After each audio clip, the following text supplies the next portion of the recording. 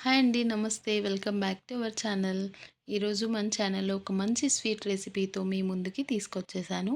ఈ వీడియోలో గులాబ్ జామున్ రెసిపీని ఈజీగా, సింపుల్‌గా ఇంట్లోనే gulab jamun mix instant gulab jamun mix use చేసి ఎలా చేయాలనేది నేను ఈ వీడియోలో మీకు చూపిస్తున్నాను. ఈ వీడియోని మొత్తంగా స్కిప్ చేయకుండా చూడండి. అప్పుడే అర్థమవుతుంది. గులాబ్ జామున్ అనగానే అందరికీ నోరూరుతుంది కదండీ! కానీ చాలామందికి గులాబ్ జామున్ చేస్తున్నప్పుడు లోపల గట్టిగా ఉండిపోవడం, జ్యూసీగా లేకపోవడం అలా అవుతుంది. అలా కాకుండా నోట్లో వేస్తేనే కరిగిపోయేలాగా సాఫ్ట్‌గా, జ్యూసీగా రావాలంటే ఈ వీడియోని మొత్తంగా చూడండి. అప్పుడే అర్థమవుతుంది. స్కిప్ చేయకుండా లాస్ట్ వరకు చూడండి. ముందుగా మనం ఒక కప్పు గులాబ్ జామున్ మిక్స్ తీసుకుంటున్నాను. మీరు ఏదైనా తీసుకోవచ్చండి. ఏ బ్రాండెడ్ అయినా. నాకు అందుబాటులో ఉన్నది ఇది 100 గ్రామ్స్ తీసుకున్నాను. అంటే ఒక కప్ తీసుకున్నాను. ఇందులోకి కొంచెం కార్న్ ఫ్లోర్, ఒక స్పూన్ వచ్చేసి మైదా పిండి 2 కలిపి అన్నీ మిక్స్ చేసుకోవాలన్నమాట. ఇలాగా ఒక 1 స్పూన్ వచ్చేసి మైదాపిండి, ఒక 1 స్పూన్ వచ్చేసి కార్న్ ఫ్లోర్ వేసుకొని ఇందులోకి మనము కాల్చి చల్లార్చి పెట్టుకున్న రూమ్ టెంపరేచర్ ఉండే పాలని ఒక పావు వంతండి, కప్‌లో ఒక పావు వంతు అవసరం అవుతుంది. పాలు కూడా తీసుకొని పక్కన పెట్టుకొని ఈ పిండిని అంతా మిక్స్ చేసుకోవాలి. ఈ స్వీట్ రెసిపీని మీరు కూడా తప్పకుండా ఒక్కసారి ఇంట్లో ట్రై చేయండి. మీకు ఎలా వచ్చిందో మాకు కామెంట్‌లో తెలియజేయండి. అలాగే మీ ఫ్రెండ్స్ అండ్ ఫ్యామిలీ మెంబర్స్‌కి కూడా షేర్ చేసి సబ్స్క్రైబ్ చేసుకోండి. ఇలాగ అంతా మిక్స్ చేసుకున్నాక పాలు వేసుకుంటూ కొద్ది కొద్దిగా పిండిలాగా సాఫ్ట్‌గా కలుపుకోవాలండి. చపాతీ పిండి కలుపుకుంటాం కదా! మరీ అంత గట్టిగా కాకుండా కొంచెం సాఫ్ట్‌గా కలుపుకోవాలి.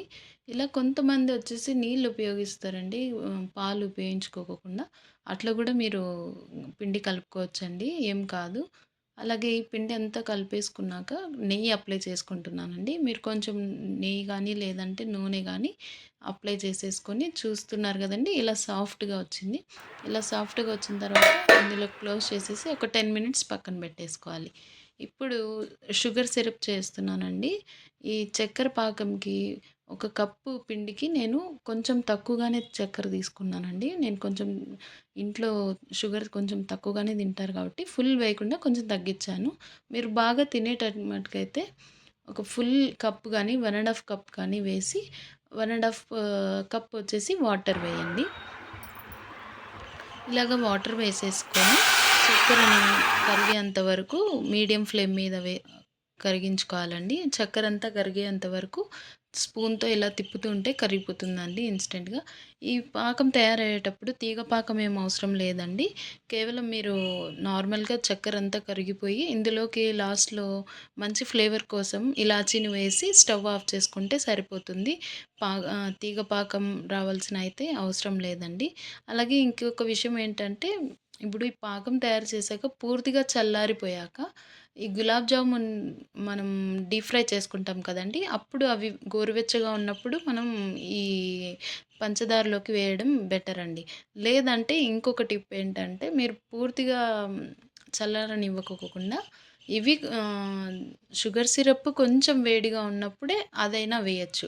అంటే ఏదో ఒకటైనా గానీ మనకు వేడిగా కొంచెం వెచ్చగా ఉండాలి. అది ఏదైనా సిరప్ అయినా గానీ, లేదంటే గులాబ్ జామున్‌ని మనం డీప్ ఫ్రై చేసినటివి గానీ, ఏదో ఒకటైనా మనకి గోరువెచ్చగా ఉండాలి. అలా ఉండడం వల్ల ఈ సిరప్‌ని బాగా పీల్చుకుంటాయండి అవి. ఒక 1 అవర్, ఒక 2 అవర్స్ పక్కన పెట్టేసుకున్నామంటే చాలా బావుంటాయండి. స్మూత్‌గా, జ్యూసీగా, సాఫ్ట్‌గా చాలా బావుంటాయి. ఎవ్వరైనా ఇష్టంగా తింటారండి. ఒకసారి ఇంట్లో ట్రై చేసి మాకు కూడా కామెంట్ సెక్షన్‌లో తెలియజేయండి. వీడియోలో చూశారు కదండీ! ఇంతవరకు నేను నానబెట్టిన పిండిని కొంచెం కొంచెం తీసుకొని కొద్దిగా నెయ్యి అప్లై చేసుకొని రాసుకొని చిన్న చిన్న ముద్దలుగా తీసుకుంటూ పగులు రాకోకుండా సాఫ్ట్ బాల్స్ లాగా ఇలా చేసేసుకున్నాను. అలా ఇప్పుడు ఆయిల్‌ని హీట్ చేసుకోవాలండి. ఒక ప్యాన్‌లోకి ఆయిల్ వేసుకొని సరిపడంత వేసుకొని మీడియం హీట్ మీద ఆయిల్‌ని హీట్ చేసుకోవాలి.